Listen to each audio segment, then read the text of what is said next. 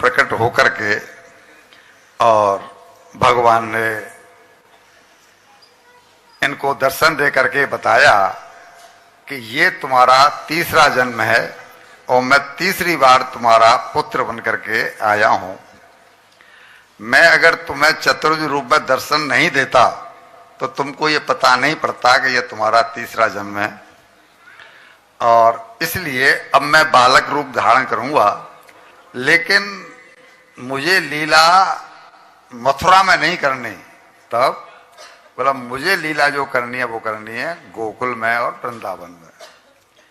तो जब मैं बालक रूप में आ जाऊं तो आप मुझे यहां से मथुरा से गोकुल में पहुंचा देना। क्यों प्रभु, यहां पर क्या कष्ट है? हम इतने दिनों से इस कारागार में बंद हैं, आपके आने का कितना लंबा इंतजार किया है कि हमारे यहाँ अष्टम पुत्र जो आएगा वो भगवान का स्वरूप हो। आप आए भी, आपने दर्शन भी दिए, लेकिन आते ही कह रहे हैं कि मैं चला जाऊंगा। भगवान कहते हैं कि भाई मेरे और भी तो भक्त हैं, मैं वृंदावन के गोकुल के भक्तों को सुखी करके और फिर यहां पर आऊंगा, तब तक के लिए तुम मेरा इंतजार कर लो। अब देखिए कि भगवान जब आए हैं तो उनके आने से सब कुछ बदल गया। क्या क्या बदला? भगवान कब प्रकट हुए हैं? रात को 12 बजे। भगवान प्रकट हुए रात को 12 बजे, तो प्रकट होते ही तिथि बदल गई। प्रकट होते ही तिथि बदल गई, अष्टमी खत्म हो गई और नवमी आ गई। अवतार हुआ मथुरा में, लेकिन प्रभात होते होते पहुंच गए गोकुल में, यानी शहर भी बदल गया। जब वहां पहुंचे तो मां पिता भी बदल गए। जन्म लिया वसुदेव देवकी के यहाँ और लीलाओं का सुख लिया नंद बाबा ने और यशोदा ने, यानी जन्मदाता कोई दूसरा हुआ लेकिन पालक कोई और बना।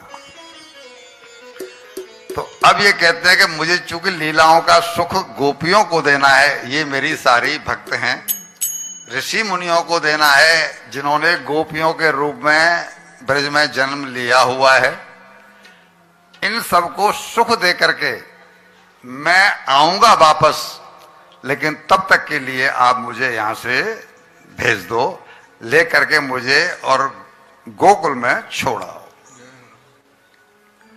वसुदेव जी बोले प्रभु आपकी आज्ञा शिरोधार्य, लेकिन यहां से चलें कैसे? यहां से चलें कैसे? हमारे तो हाथ पैरों में बेड़ी और हथकड़ी जड़ी हुई है, कमर में जंजीर बंधी हुई है, बाहर ताले लगे हुए हैं, कोठरी में हम पड़े हुए हैं। प्रभु यहां से चले कैसे?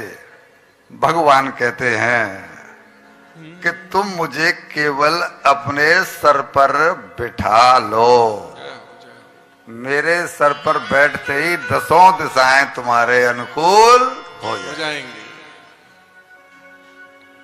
सर पे बिठा लो, हृदय में बिठा लो, मुझे तुम्हारी गद्दी नहीं चाहिए।